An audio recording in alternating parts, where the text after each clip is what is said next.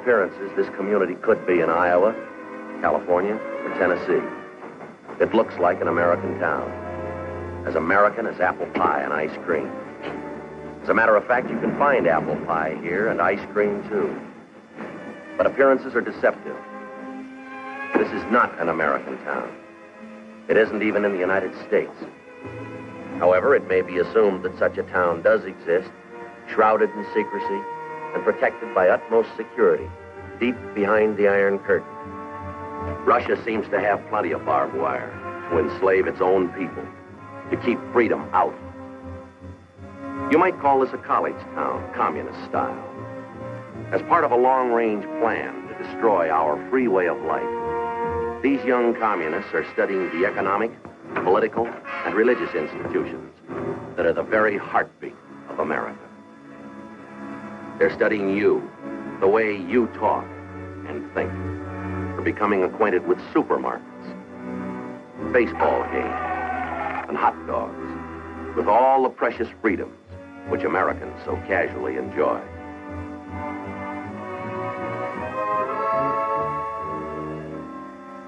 Эти американские папиросы, они очень хорошие. Speak English, comrade. Remember, that is about the only freedom you do not have in this town. It's American town. Americans, we have too many freedoms. That is another thing you must remember, comrade. For one day it will be your mission to destroy those bourgeois capitalist freedoms. The courses here in this strangest of all schools, espionage as a science, propaganda as an art, sabotage as a business. This nameless American city, deep in the vastness of the Soviet Union, it stands as a symbol of Russian treachery, of long-range communist conspiracy. This town may appear to be an accurate likeness of a typical American community, but it's a fraud. It isn't free. Now, let's take a look at a genuine American town and a genuine American. I want you to meet Jerry Donovan. He's proud of his country, but prone to take his liberties for granted. Well, he's aware that someone must assume responsibility for those liberties, for our free way of life. Yet, when there's a job to be done, Jerry, like so many Americans, is apt to ask, why me? Well, the answer to that question affects freedom and you.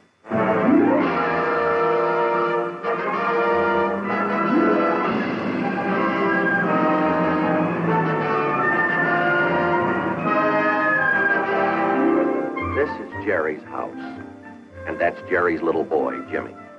He's the fastest runner in his class.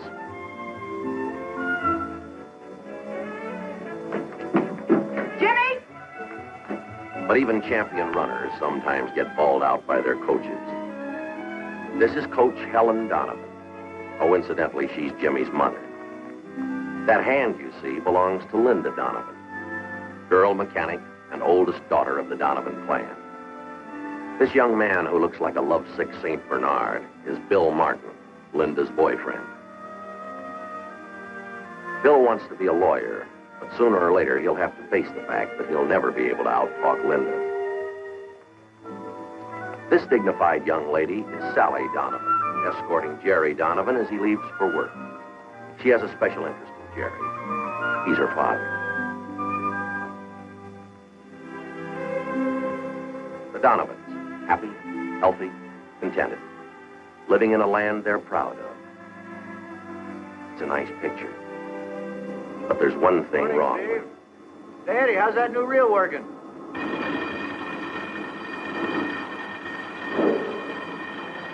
Hi, George. How goes it? Morning, Bertha. What'd you say? Morning, Bertha. Bertha, that's what I call my lathe. It's sort of a nickname. All right, sweetheart, the vacation is over. Now we go to work.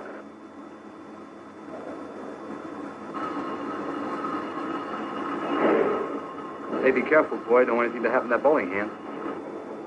Hey, Pete, I was pretty good last night, wasn't I? Well, not bad. Not bad. See the way I picked off that last 5-10 spare, a little hook, and zoom right on the button, huh? Yeah, well, too bad it was a practice game. You better save a little of that luck for the league championship. Luck, you say? Say, Pete, the old master is not going to lose his touch. Okay, Master, I'll sleep easy. See you later. Hey, Jerry, you gonna make the meeting tonight? No, I can't. Well, it sounds pretty important. Management's getting together with our union committee to iron out some differences you ought to show. Not a chance. The in-laws are in town. Helen wants me to stay home. Swap jokes with the old boy. Anything to keep her happy, you know how that is. Sure, buddy. I'm a married man myself, remember? See ya. So long, Pete. Well, Bertha, siesta is over. Let's get back to work.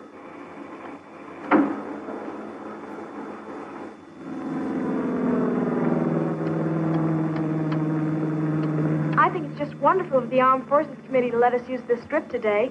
Glad to do it. There he comes.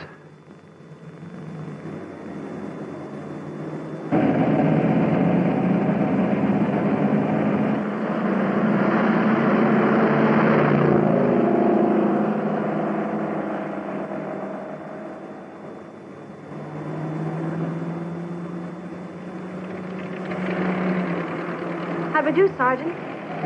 Look for yourself.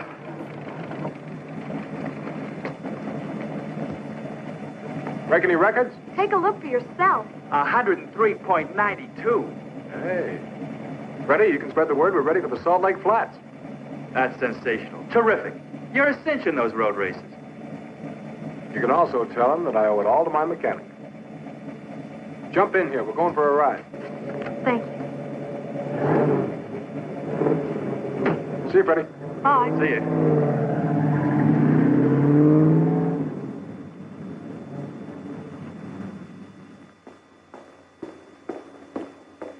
Oh, no.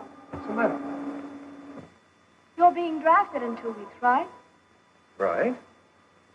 Then what about the road races? Honey, is that all you're worried about, is the road races?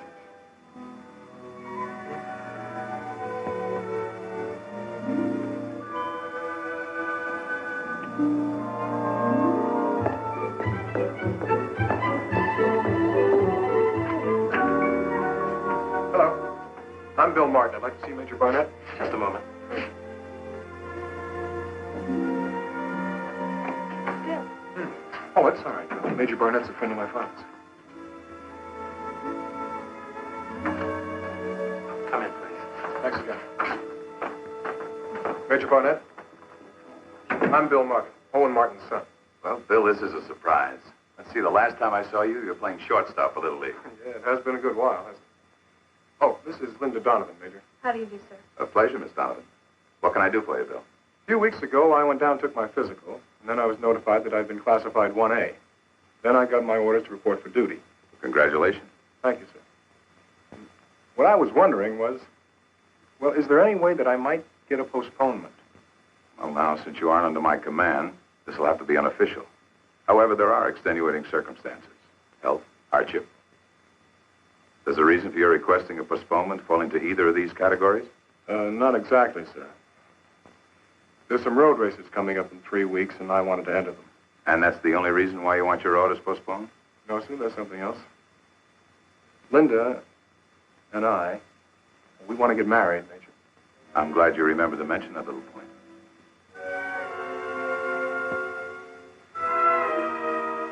I'm glad you remembered to mention that little point. Oh, yeah. Well, does that mean that I'll get the postponement? I'm afraid not. Oh, well, I thought if a guy was getting married, then he'd get a deferment or something. So, you know.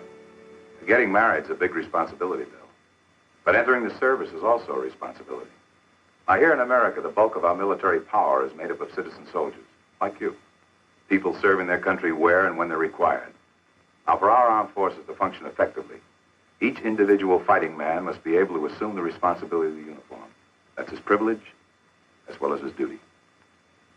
Now, that doesn't mean you shouldn't get married. But if you really feel you're ready for marriage, 2 weeks should be as good as 2 years. It's up to you, both of you, to make the decision. Yes, sir. Thank you very much for your time, Major. Good luck, Bill. Goodbye. Goodbye.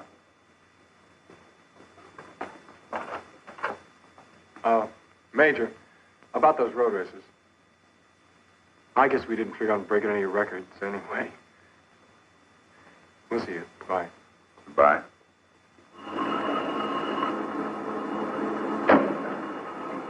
Well, that wraps it up. You've earned a rest, Bertha. Hey, Jerry, don't be good to that lady. Oh, she's good to me. I'm good to her. So long. Have a nice weekend. Same to you. Oh, you can't make it tonight, Jerry. Yes, see you, Pete. Yeah. Are we going to see you at the meeting tonight? Hello, Mr. Evans. No, I'm afraid you're going to have to carry on without me. My in-laws are in town. You know how that is. Of course, everything's in pretty good hands. Well, that's not the point, Jerry. You missed our last meeting with the union committee. There's going to be some pretty important items on the agenda tonight. You ought to be there. Say, aren't you forgetting something? You represent company management, remember? Now, what do you care whether I show or not? Well, I do care, Jerry. We're always willing to iron out any difficulties with the unions, but we want to do it on a representative basis. Otherwise, all our efforts are meaningless. You know that. Yeah. Well, excuse me, Mr. Evans.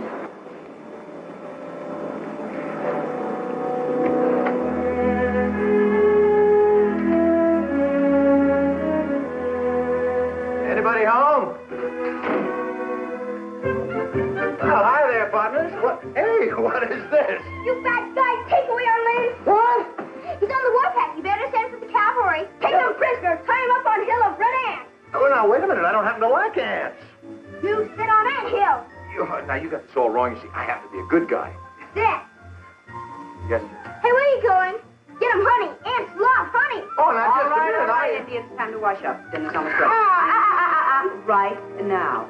Dessert in the wigwam later. Oh, come on. Well, you saved me from a fate worse than death. Oh? How come we're eating dinner so early tonight? Well, don't you remember you have a union committee meeting tonight? I just want to make sure you could make it. They don't expect me. I told them that your folks were coming here for dinner tonight. Oh, honey, Mom and Dad aren't due in for another week yet. Now you have plenty of time for the meeting, huh? Helen, you don't understand.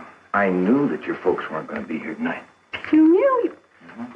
Well, then why all the I nonsense? just told that to the fellas to keep from going tonight. Oh. Besides, my favorite TV show is on. Wouldn't want me to miss that, would you? Would you? Well, Jerry, you missed the last meeting. Don't you think you should be there? Honey, nothing ever happens at those meetings. Oh. Just a bunch of guys sitting around listening to themselves talk.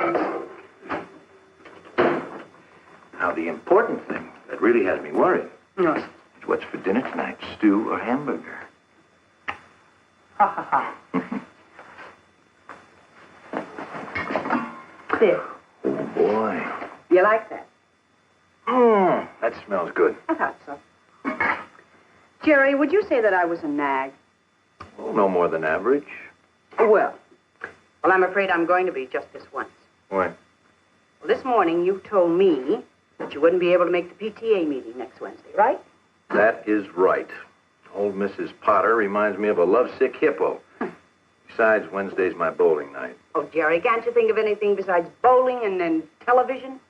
Oh, the way you talk about that PTA, you'd think it was some kind of a hush-hush government meeting to determine the future of the nation. They can struggle along without me. Well, what about Jimmy's father-son banquet tomorrow night? He's been counting on that for weeks, you know that. Well, now, that is different. Wouldn't miss that for the whole world. Besides, I wrote my speech already. Oh? Yeah, I've been rehearsing it all week. Listen to this.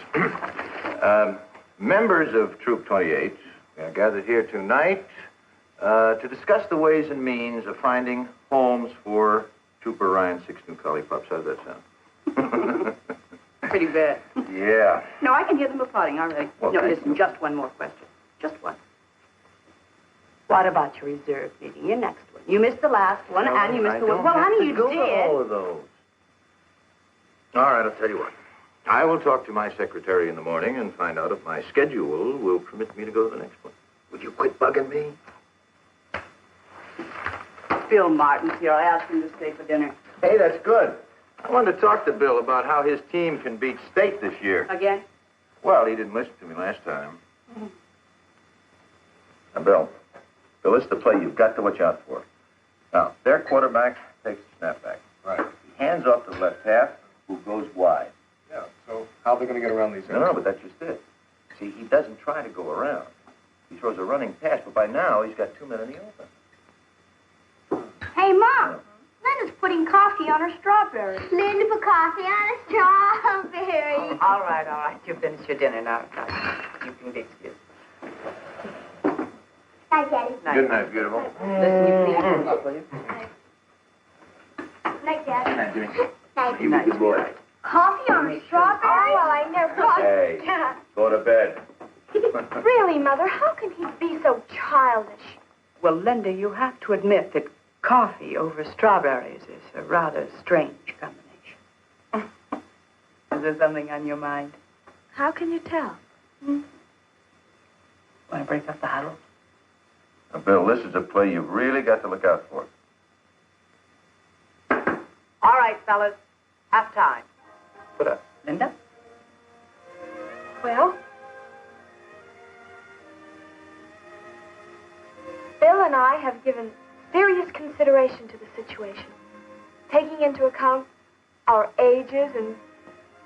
Oh, Daddy, Mother, we want to get married.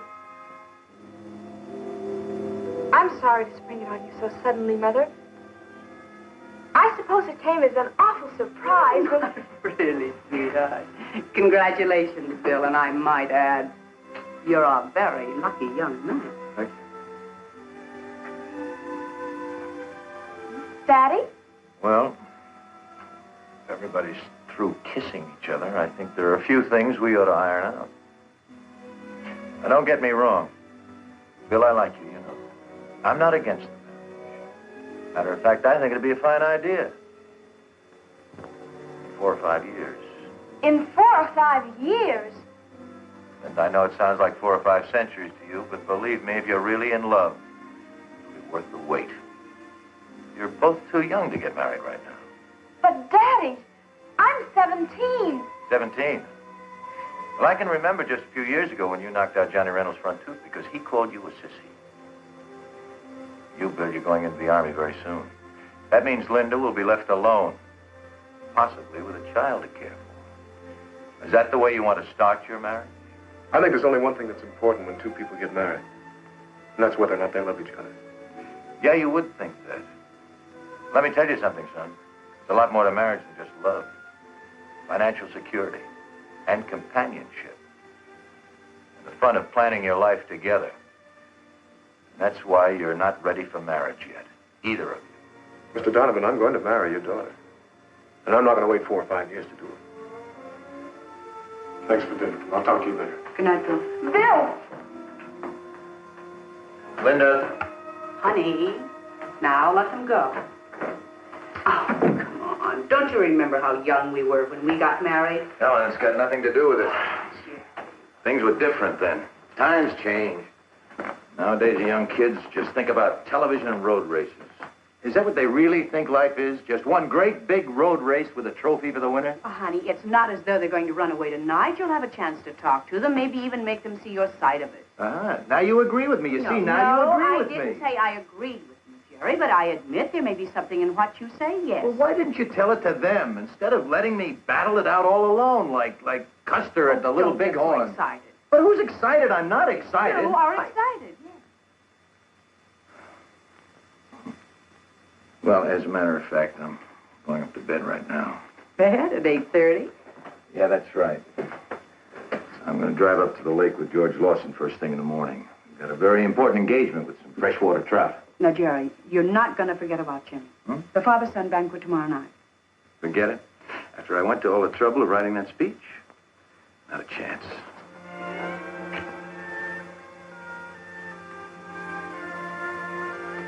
night. Yeah.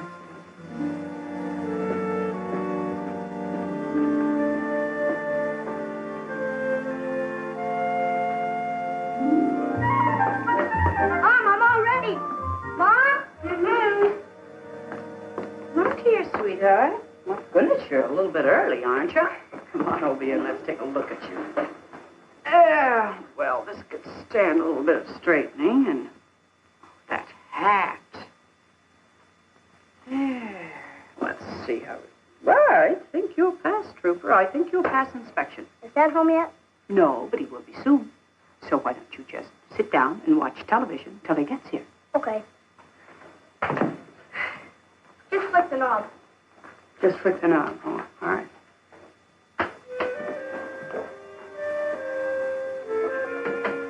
Hey, everybody, I'm home. Where is everybody? Helen, come here. I've got something to show you These are beautiful, not one under 2 pounds. And I caught my lip. What's the matter? I told you never to hold dinner for me when I'm out fishing. Wasn't dinner, Jerry. But Wasn't dinner. no. I meant to be back in time for that banquet. I forgot. I just forgot. I believe you. But I can't excuse you. That's up to him.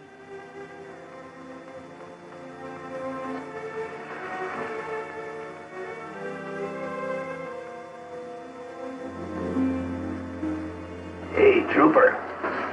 Hey, Trooper Donovan, wake up. Time to go yet, Bob? Jimmy, the banquet's over. It's too late now. It's all my fault. That's okay, Pop. I didn't really count on going anyway. Didn't? Why not? Because we didn't go to the one last year. We never go anywhere together. Something always goofs us up. I guess I better go to bed. Tell you what, I'll walk in with you, all right? Okay. Sorry.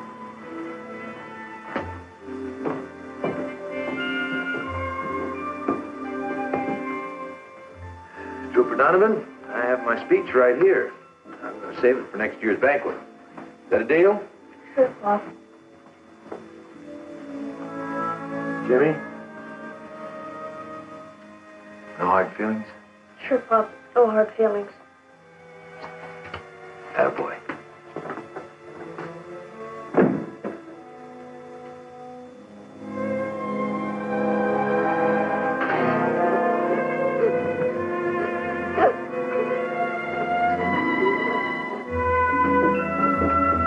Helen? Helen? Yeah. Well, they're here. My orders. Jerry Donovan, Chief Machinist, made U.S. Naval Reserve report for 2 weeks active duty. Wouldn't you know? Honey, you knew they were coming when you put in. Well, it seemed like a good idea 2 months ago, but now I wish they'd let somebody else do the job. Any particular reason why? This comes at a bad time, that's all. Well, the kids will be getting out of school. The bowling team has a chance to win the league championship. Now, then there's this trouble with Bill and Linda. I don't know. I'll get it.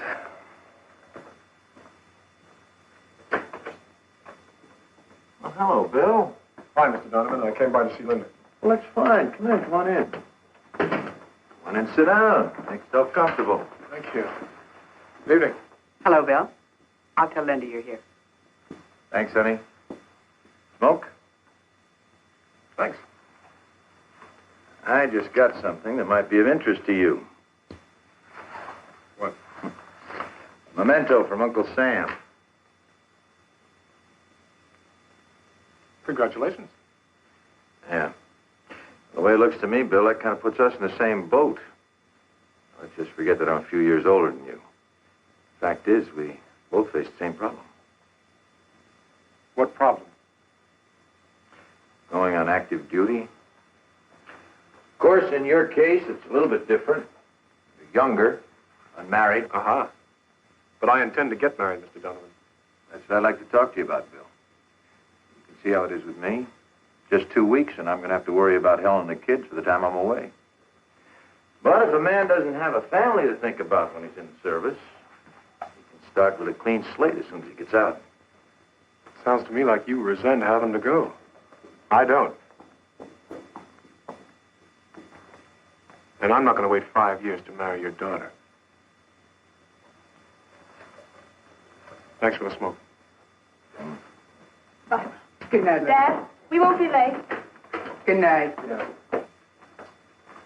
I wish I knew what to do to pound some sense into these kids' heads. Oh, Jerry, I think these kids have more sense than you give them credit for. I'm going to turn in. Good night, beautiful. Don't you want something to eat? No, honey, I had a sandwich on the way home. Jerry. Sweet dreams.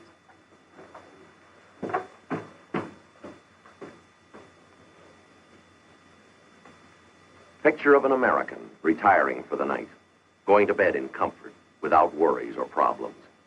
Well, almost without problems. Linda and Bill may mean momentary worry, but in America, there's always tomorrow, with its bright promise. And problems will work out. Somehow, things always work out. Now, in a few minutes, Jerry Donovan, father, fisherman, machinist, and loyal American, will be asleep. But tonight, instead of the sweet dreams his wife wished him, let's give Jerry a nightmare, a real red nightmare. Now, you remember that Russian town we saw earlier? The town that looked like it belonged in Kansas or Ohio or Vermont? Let's lift that town out of the Soviet Union. Let's superimpose it on Jerry's hometown. And those precious freedoms Jerry so complacently accepts. Let's see how many freedoms Jerry might lose if suddenly he had to live under communist domination. Now, you may not like what you're about to see, but it could happen to you if everybody took responsibilities as lightly as Jerry Donovan.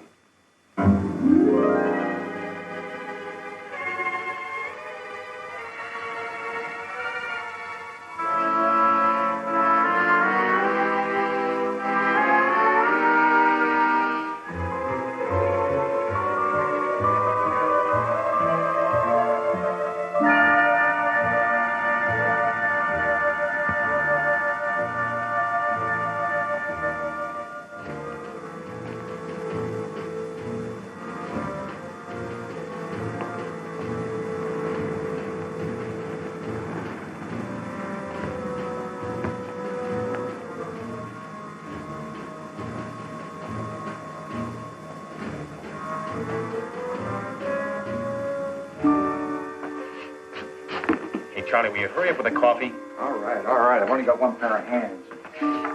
Jerry's a little confused. Things seem different now, and they should, because freedom has suddenly vanished. Fortunately for Jerry, this is just a nightmare, the result of a troubled conscience. But there are some people, like Jerry, who have to learn it the hard way. And this is the hard way.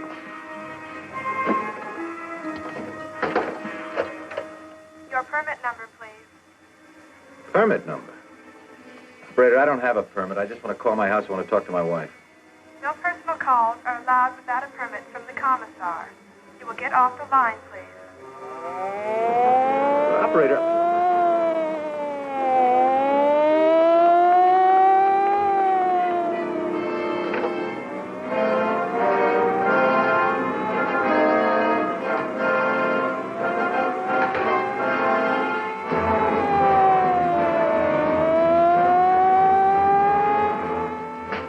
Say what gives.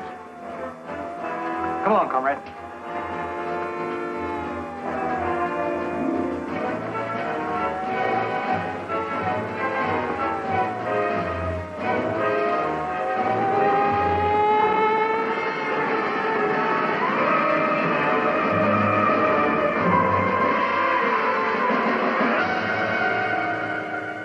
My congratulations, comrades. Now that you've become acquainted with the enlightened communist system, in contrast to the outdated capitalistic way of life, you are now prepared for the next step of your indoctrination, which will be most difficult. When the moral fiber of the United States weakens and the economy collapses under the pressure of competitive coexistence, you will assume control. You will move into every phase of American political and economic life. It will be your responsibility, comrades, to purge the minds of the reactionary Americans so that they will welcome the enlightened Soviet system and conform without resistance to the dictatorship of the proletariat. Thanks to you and your dedicated comrades, the whole world will soon bow to the hammer and sickle. But remember, we must be alert for the slightest sign of weakening of the bourgeois capitalists. You will find that duplicity, deceit, treachery, and inconsistency can be effective weapons against these gullible Americans. Again, my congratulations, comrades. Continue the good work.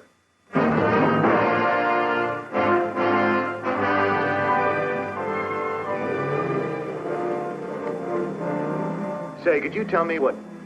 Yes, comrade. Nothing. Nothing, never mind.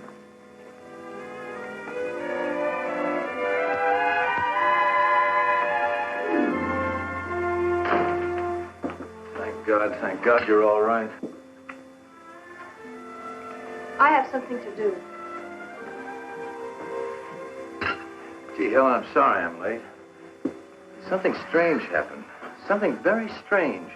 I was standing in the plaza... Never mind that. But you are disturbing the children. Their meals are to be consumed without interruption. I don't blame you for being sore, but I'll make it up to you. Tomorrow night, we'll have an early dinner at the steakhouse. Then we'll take the kids to the drive-in movie. That would be quite impossible. Tomorrow night, you've been selected to address the Parent-Teachers Committee. The what? Oh, no, there must be some mistake. They don't want me. What would I talk about? How Jimmy's team lost the Little League championship last year? The subject of your address has already been selected for you. The theme will be how the new communistic life benefits children. Now, wait a minute. What if I don't want to talk about that? What if I don't want to talk at all? I would advise you not to object. Recently, the party learned that you were on the debate team while in school. They were very disturbed that you kept this fact a secret from them. Experienced speakers are needed by the party. They'll make very good use of you. That's right, and next week you will make another speech to the young pioneers. Oh, really? And what am I to say? Or does the party have that figured out, too? Your topic will be communist youth and industry. You will tell about the success of the school reform plan. And the record yield of corn harvested on the children's farm.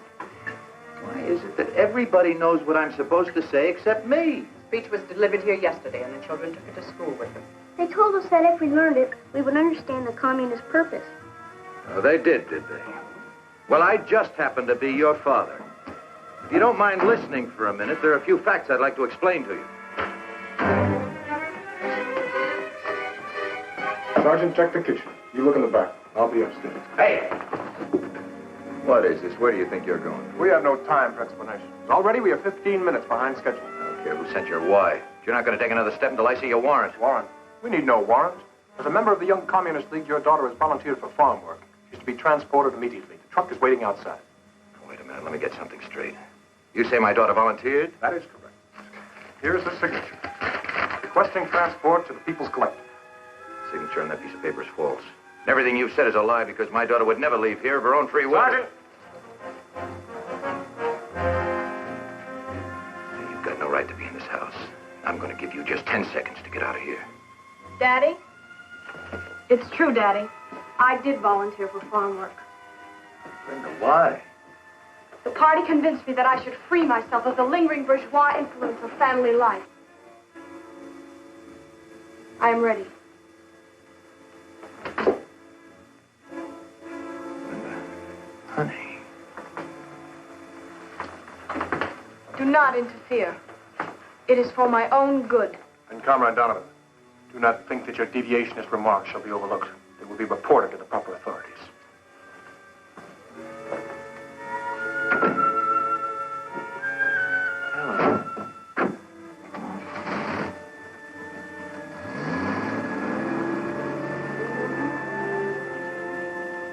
Morning, Slim. Hello, Rice. How's it going? Hi, Mike.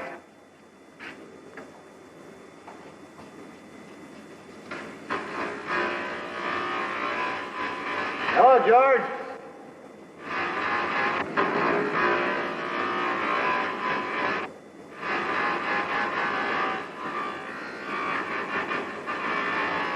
Hey, what's this quota business? That's today's work, comrade.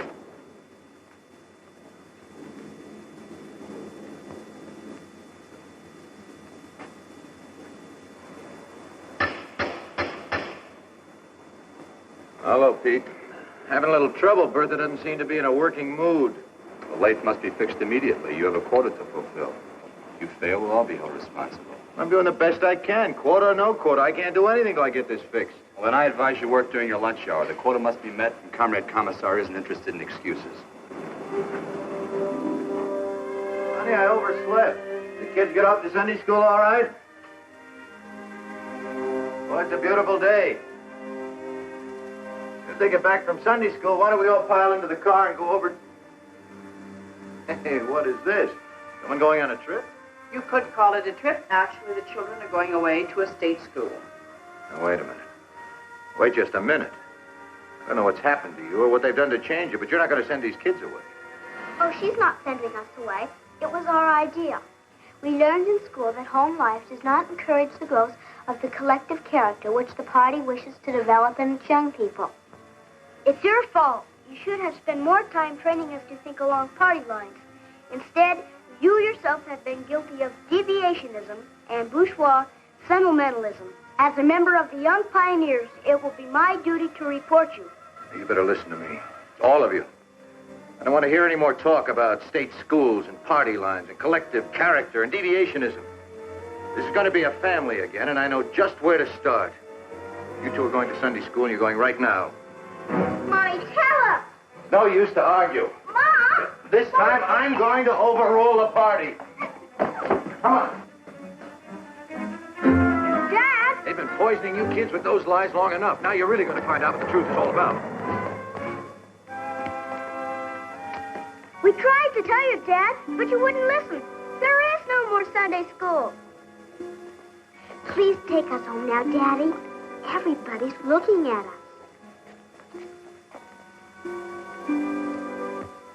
It's a mistake. Somebody made a big mistake. Come on, we're going to get this straightened out right now. Come on. Come on inside. Come on, Jimmy.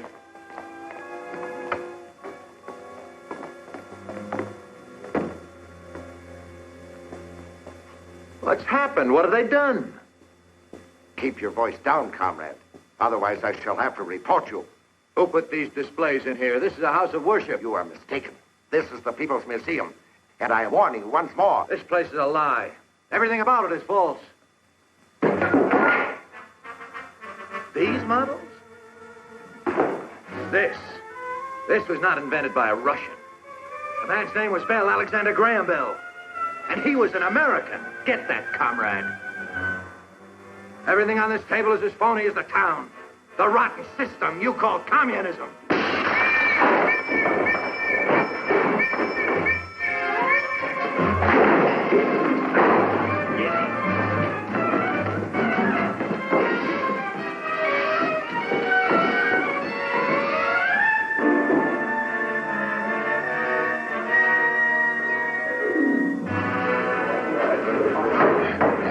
Comrade Donovan, you are accused of the following crimes against the state: subversion, deviationism, and treason. You have been given this opportunity to make a public confession of your treacherous violation.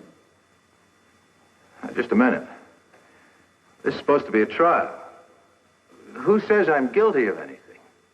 Where's your proof? The state needs no proof. It is up to you to prove your innocence. How can I prove my innocence if I don't know what I'm accused of? Subversion against whom? Deviationism from what? Treason against what government? The prisoner has been given his opportunity to confess. I ask now that he be sentenced. Now, wait a minute. You've got to listen to me. They say I'm guilty of crimes against the state, but it's the state that committed the crimes. Why, they broke into my home without a warrant. Armed soldiers. They took away my daughter. They desecrated a house of worship and replaced religious objects with phony displays, and they called it a museum. They even tried to turn my own kids against me. My wife. Helen, you were there. You know that what I'm saying is true. Tell them.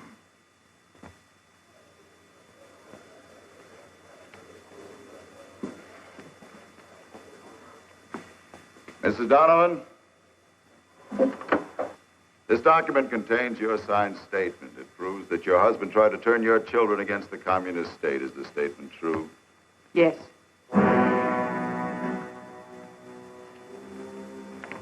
Lieutenant Martin, Comrade Kucheznov, Comrade Malenko. These documents contain your signed statements. They prove that Comrade Donovan is guilty of deviationism and treason. I want you to tell the court if these statements are correct. I will ask you each in turn. Comrade Kucheznov. Yes, the statement is true. Comrade Malenko? True. Lieutenant? The statement's true.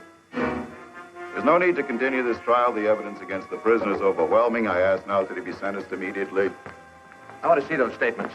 And maybe I'll have a few words to say in my own defense. The prisoner will step back into the box.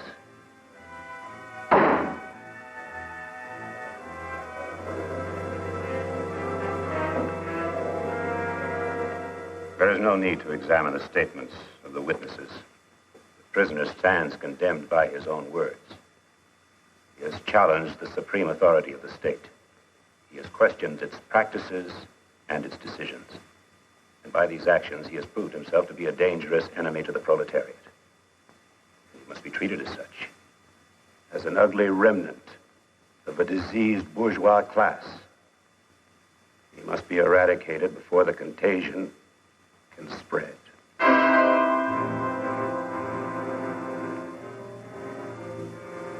Comrade Donovan, you are hereby sentenced to be shot. The time and place to be decided by the court. Shot. I suppose that's the only sentence you could give me. Because there's no place in the communist world for a man who believes that all men were born free. The right to search for the truth. That's what you're really afraid of, isn't it? The truth. In a communist society, the state is the author of truth. And it will tolerate no questioning of its authority to define what is true. That's where you make your mistake. Because communism isn't a system of government. Communism is a system for producing robots, slaves, who talk and think exactly the way you want them to. If they deviate from that pattern even a little bit, you destroy them and start all over again. You communists. You rattle off a lot of fancy words, don't you? Like imperialism and deviationism and proletariat. But there's one word you don't use. There's one word you fear. And that word is freedom. You just can't wait for the day when we believe your phony promises and lies, can you? We let down our guard and forget to protect our freedoms. Well, let me tell you something, mister. You've got a long wait. Because we believe in freedom. A brainwashed slave is no match for a free man in any kind of a fight. And don't you forget it. You hear me? Don't you ever forget it.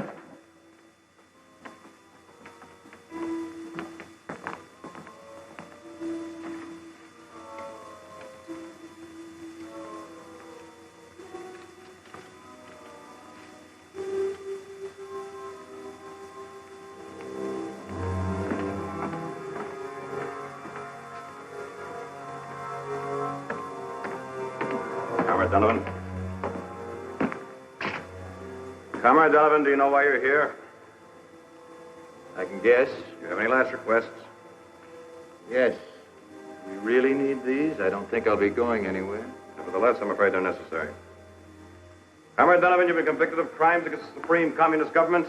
Being an enemy of the state, you must be liquidated. I have been commissioned to carry out your sentence. What, no firing squad? I'm afraid not. However, as a last favor from the government, you are hereby granted one final chance to confess your crimes. If you wish, a recorder will be summoned to take down your statement. I have a statement to make, all right, but you can deliver it. You just tell your government that someday its own people are going to get wise to it. Someday there's going to be enough holes in that iron curtain that all of your people will be able to escape to freedom. You'll never be able to build a wall strong enough to hold them. One of my own countrymen once said, you can't fool all of the people all of the time. Believe me, you communists can't keep fooling the entire world. You can't even keep fooling your own people. Because the news about communism is getting around. That it's only another word for slavery. Don't worry, Jerry. that bullet will never reach you. Because it's time to bring you back from your red nightmare. What you have seen is not entirely fiction. Greater brutality is taking place right now in countries which have been swallowed up by the communist machine. We know that Jerry is waking. Let's see if his dream has impressed him.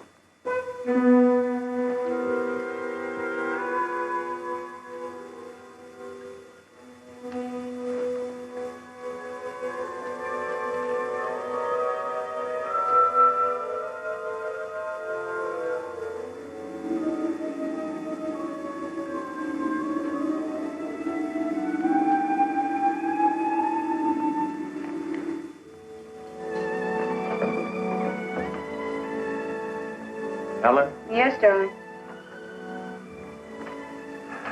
Helen? Honey, the kids polished off the eggs. Would you mind cereal?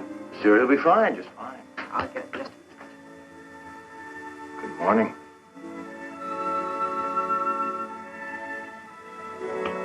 Well, good morning. Good morning. Daddy, will you buy me a new space helmet? A what? He's gone from wide open spaces to outer space. Oh, he is he? Yeah, I guess we can put you in orbit all right. You get a space helmet. Hey, Mom! Mom!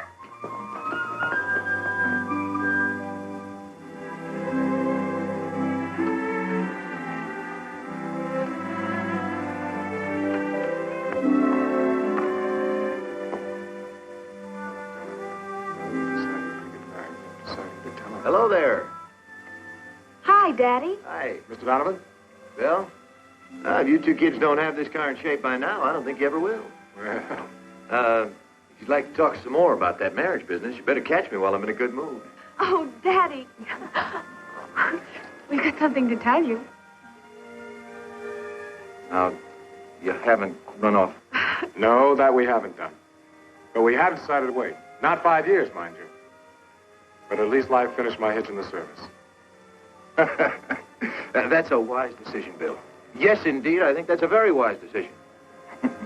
How about some breakfast? Good idea. Let's go.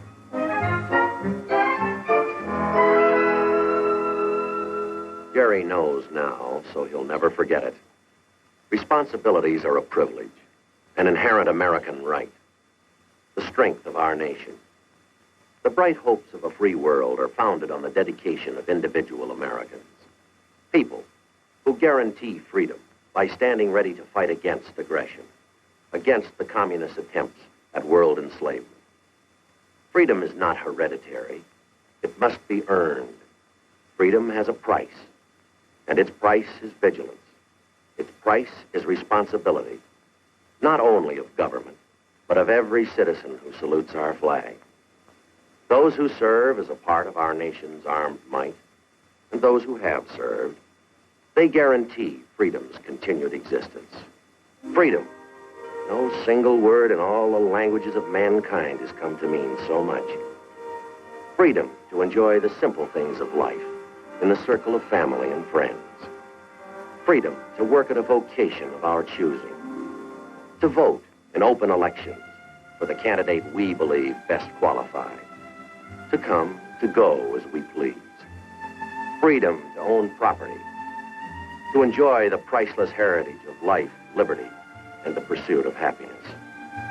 To marry and raise a family with belief in the dignity of the human spirit. To study in the field of our choice. To speak our beliefs. To worship God. These freedoms that spell America. They represent a way of life that has become the farthest advancement of mankind on this planet. The world community is always threatened, as it is at this very minute, by predatory nations poised to destroy, to devastate, to enslave the world's people. To prevent communism from consuming the entire free world, there stands but one man.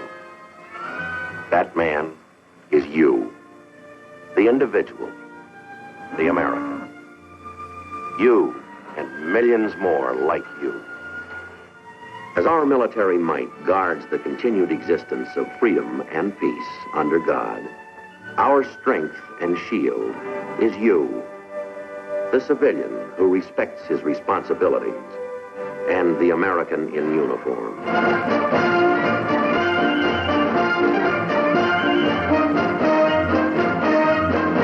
You, the individual American soldier, and the United States Army, a force for freedom safeguarding our way of life.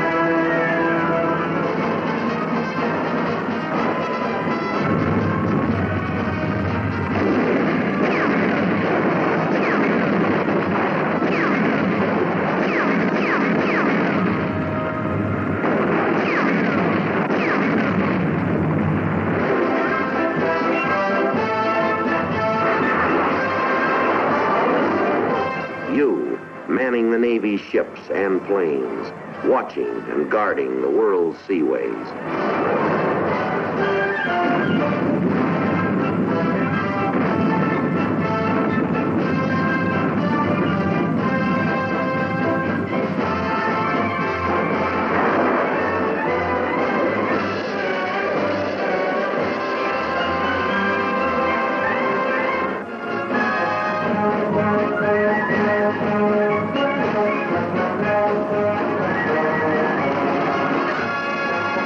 You, in the Marine Corps, standing strong and ready to preserve the world's peace.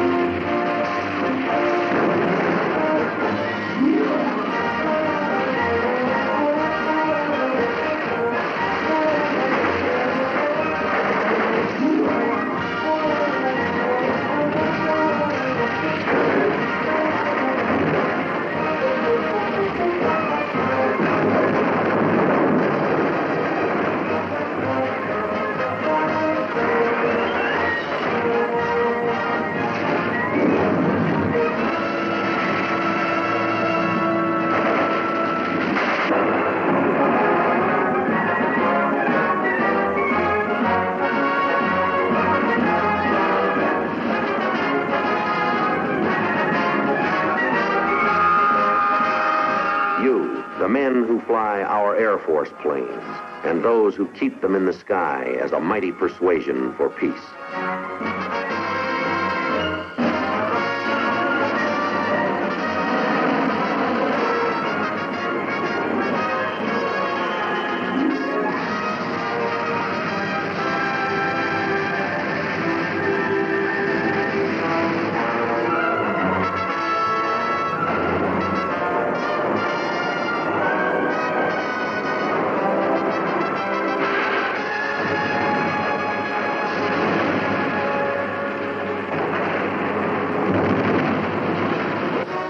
As long as our soldiers and sailors, airmen and Marines are skilled in the use of modern and efficient weapons, fired with imagination to adventure into the future, the chains of communist slavery never will close on the free world.